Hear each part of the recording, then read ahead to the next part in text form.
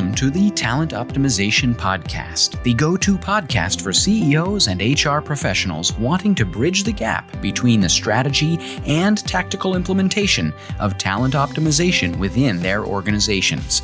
Through interviews, predictive index, and personal experience, your host, Tracy Shirk, helps you discover the facets of talent optimization from both a CEO and HR perspective to truly create the dream team for your organization. Are you ready? Let's get started.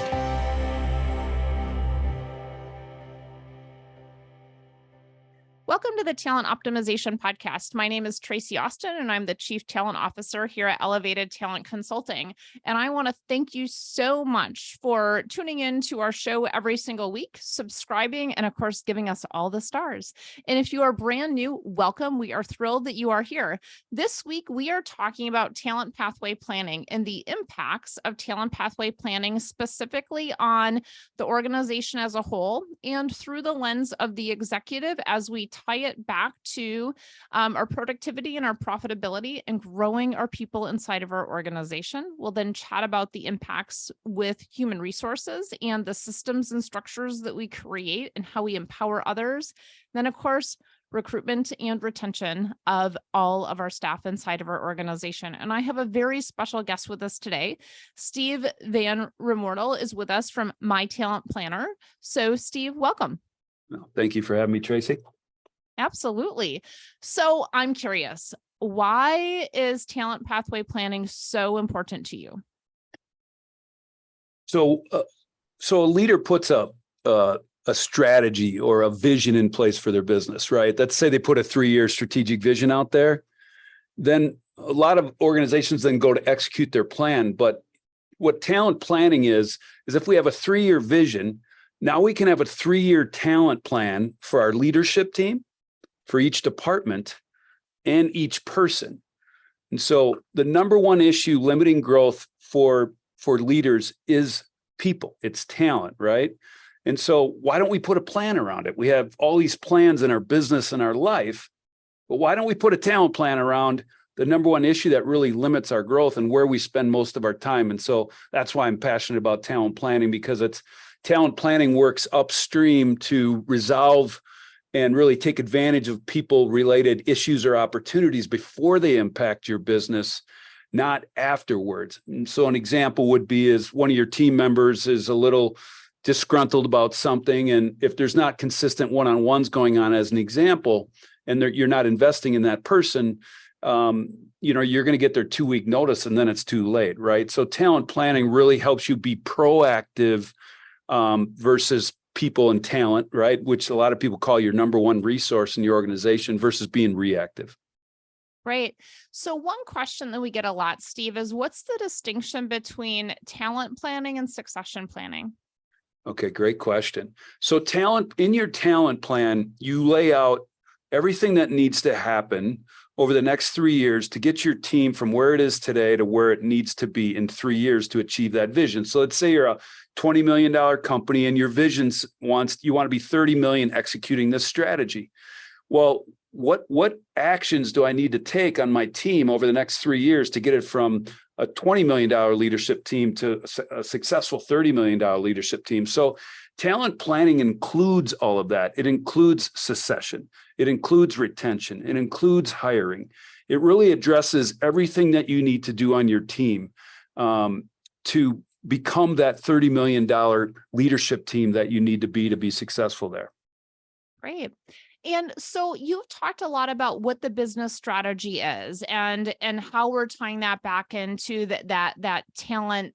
We call it talent pathway planning, which is essentially like, what does that mean? Like if we were to lay out a map of, where you can go in each position, both from a people management perspective and from a specialist perspective, meaning you're not managing people, but you're still growing inside of the organization. So if we look at that talent pathway plan or talent planning over a 3-year period, how does that impact? And I mean, you're a successful CEO as well. So how does that impact, and what is the thought process inside of that executive thinking relating to that? Yeah.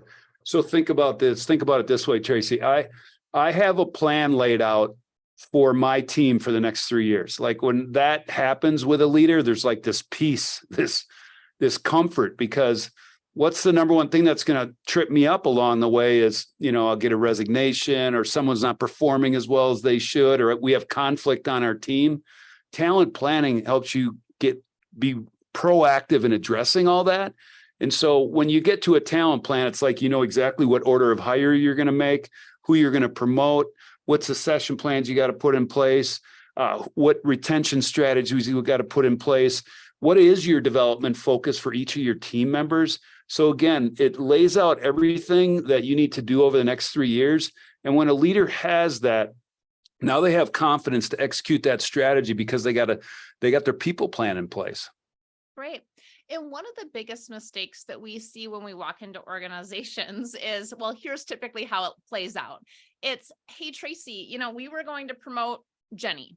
But Jenny just gave me a resignation and now she doesn't want the promotion. I go, well, did Jenny know that you were going to promote her? Like, have you been having these conversations? And they're like, well, she just knows, right? I'm like, no, she does not.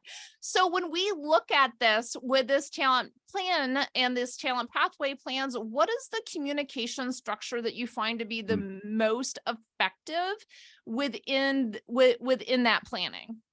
So a lot of it centers around one-on-one meetings, which we encourage to be typically on a monthly basis. I do have some leaders that do it more often than that, but around every month, you're taking another step into investing in them.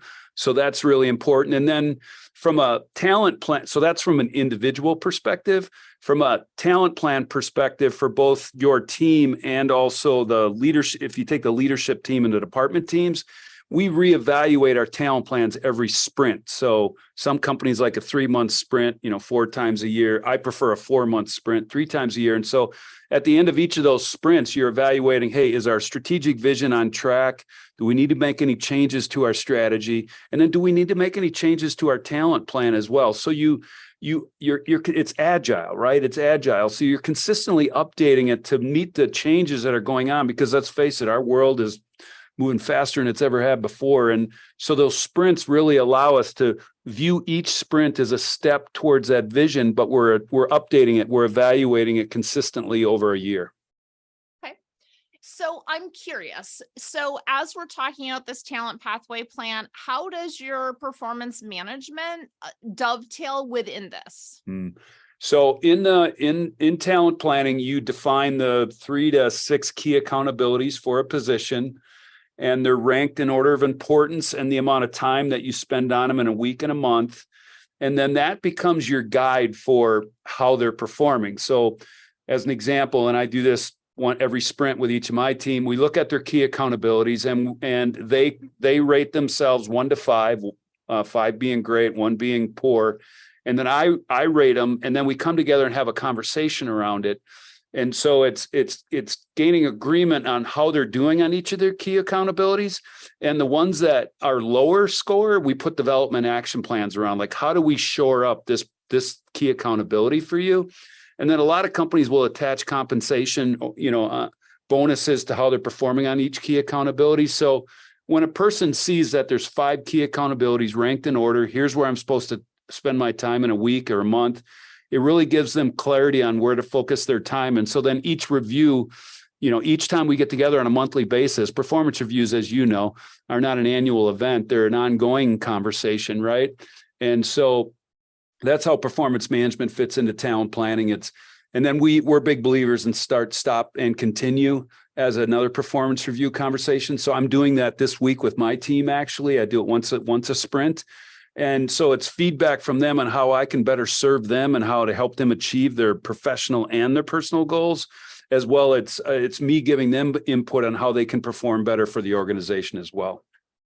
So I just want to rephrase this a little bit just to ensure that we're not kind of meshing 2 things together, but we still have 2 clear items here, right? So what I'm hearing you say is with talent planning, we have a goal in mind of, hey, here's some opportunities for growth, and we're going to build those into our day-to-day work activities so that you can gain the experience, the knowledge, the skills, and quite honestly, the behavioral adaptivity into those leadership roles.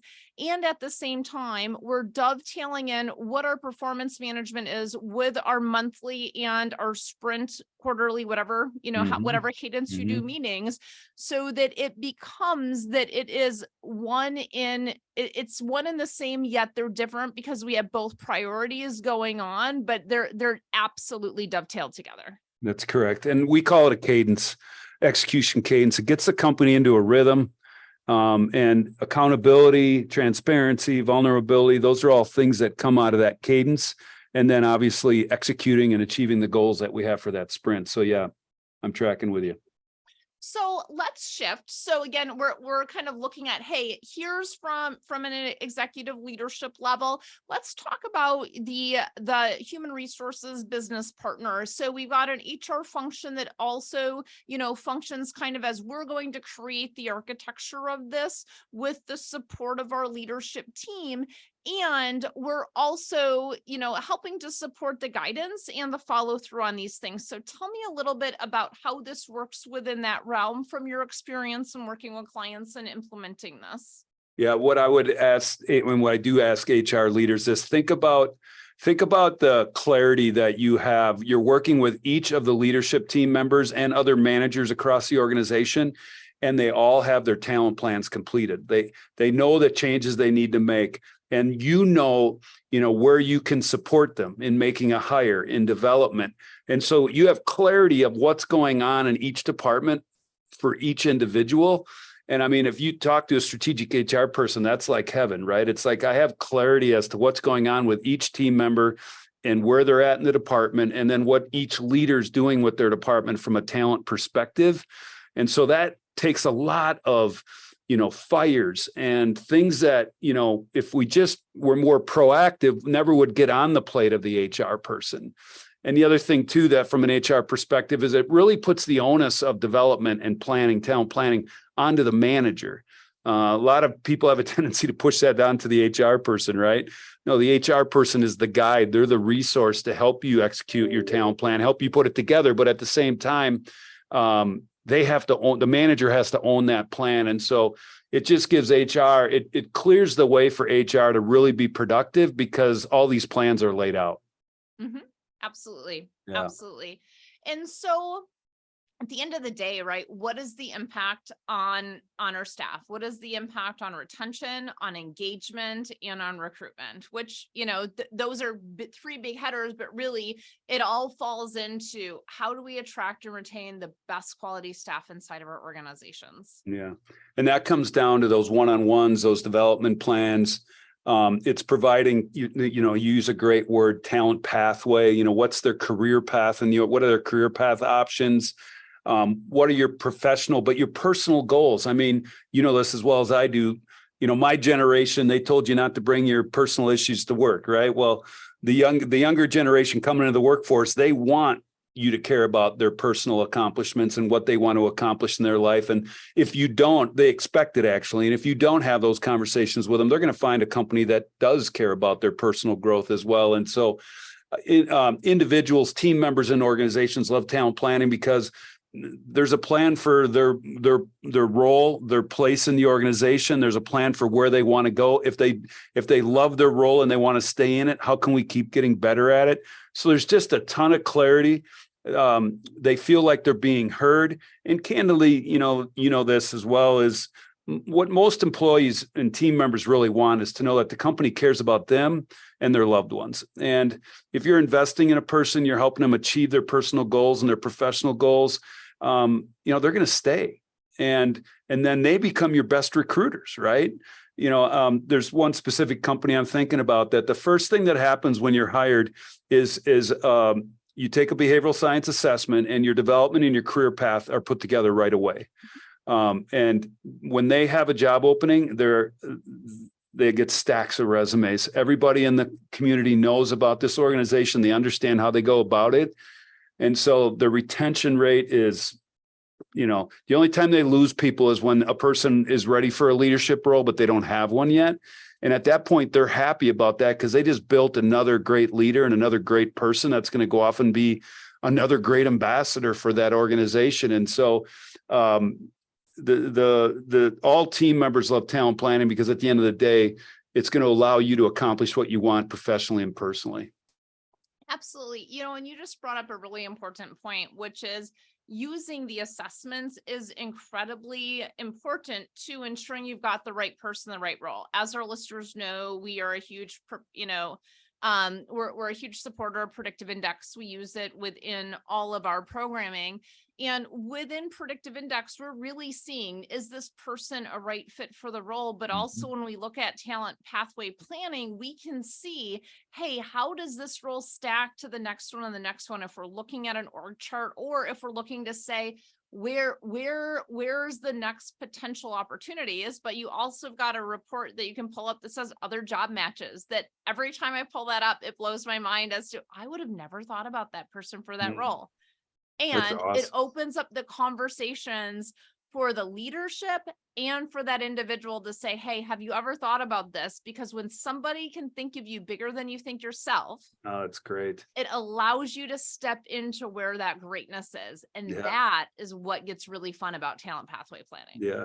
And the one thing I would add about behavioral science is that when I first started using behavioral science 25 years ago, it was really to help us understand a person, help them understand themselves, and, candidly make a good hire, right? But the thing I love about behavioral science, where I'm at today in my career, is it enables us to have conversations about anything. It enables us to have the real conversations that lead to breakthroughs, right? Because it puts everything out there. And that is what behavioral science brings to a conversation. It's breakthrough conversations, because we're vulnerable, we're transparent. Who I am is right there on paper, right? So I can't argue with it. So let's go with it. Let's really use it to leverage my growth and my development. Right. We now have common language that we both agreed upon. And from a leadership perspective, when I can pull up that manager strategy guide and say, hey, Steve, is this how you need to be led? And you're like, yeah. Then I'm like, okay, here's where I'm falling as a leader. So how can we work together that here's what I'm going to focus on this quarter or sprint. And can you help me with this as well? Because then it becomes a two-way conversation. Yeah. And that's so important, two-way. Absolutely. Yeah, absolutely. So important. And on the hiring side, what the Predictive Index data shows us is that by using behavioral and cognitive, it is a 58% indicator of effective performance on the job when an individual comes in. A 58% indicator. That's significant compared to the old, let's just ask some questions. Yeah. What does the resume say?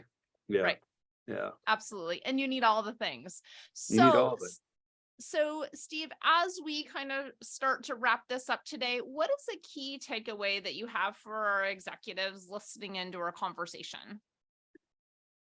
One of the key takeaways is really understand the future of talent, because there's some pretty significant trends and dynamics going on, and really understand what it means to your business. So today there's 9.8 million positions open in the US, and generational math tells us that number is probably going to grow, because we have 10,000 baby boomers a day reaching retirement age, and we don't have enough Gen Zs coming into the workforce. And so for the most part, the mindset has to be, we're always going to be in a state of talent shortage and talent, difficulties, so to speak. And so what does that mean to you and your organization? And how can you be proactive in making sure that you're the company that wins that talent in your industry? Because 25 years of doing this, the company that wins that talent in the industry wins, they dominate their industry, because their people issues are minimal, and their competitors are just getting hammered by open positions and people leaving or whatever it is.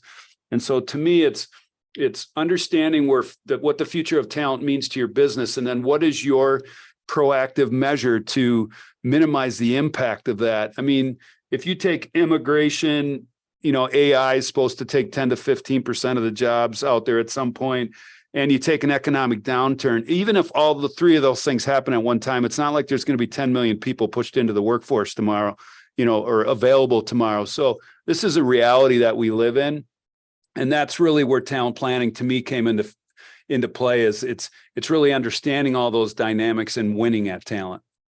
Absolutely. And what's a key takeaway that you have for HR professionals that are implementing these talent plans and pathways inside of organizations?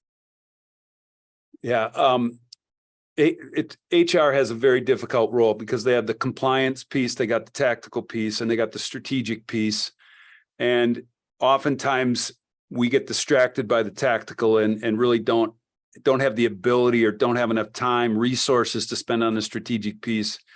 But how many organizations have you seen, Tracy, where they're pretty good at the tactical piece, but they're just not winning at talent. They're not excelling at the strategic HR side. And so the same world that I talked about for the CEO or the leader is real for the HR person. And how can you, as the leader of people in the organization, the HR leader, how can you help the organization overcome that obstacle that is only going to continue to, limit the growth of our business? Yeah, absolutely. Yeah. Absolutely. So, Steve, we will have all of, the ways to follow you and find you within the show notes. Is there anything very specific you want to share with our audience?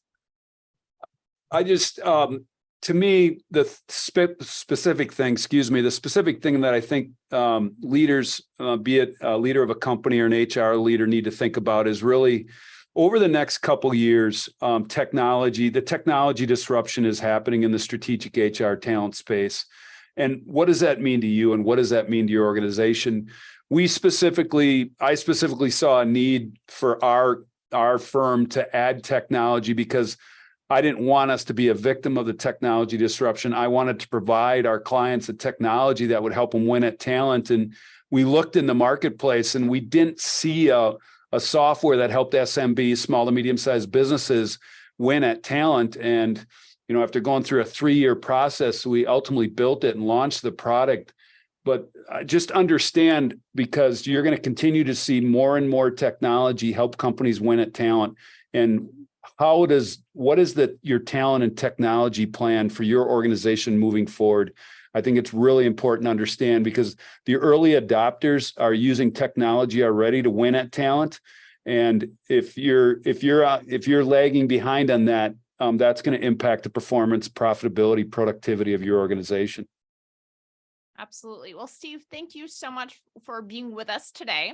And as many of you have probably heard, we will start to change the format of our podcast. We are going to bringing you one organization per month, where we will be talking specifically to the executive, to the HR person, and to a line level staff member about what is the impact of these strategic HR initiatives that have a huge impact on the business strategy and the business outcomes. And what does that mean to the life of an employee, specifically in those roles? So if you have a great story of that as an organization that you would want to come on our show, please reach out to me. And we look forward to bringing you this new format as we start to dive so much deeper into what is the impact of strategic HR inside of organizations at all levels. So with that, thank you so much for being with us, and have a fantastic rest of your week.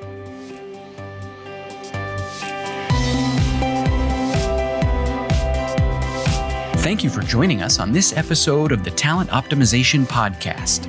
You'll find more tools and resources for CEOs and HR professionals looking to bridge the strategies versus implementation gap of talent optimization at elevatedtalentconsulting.com.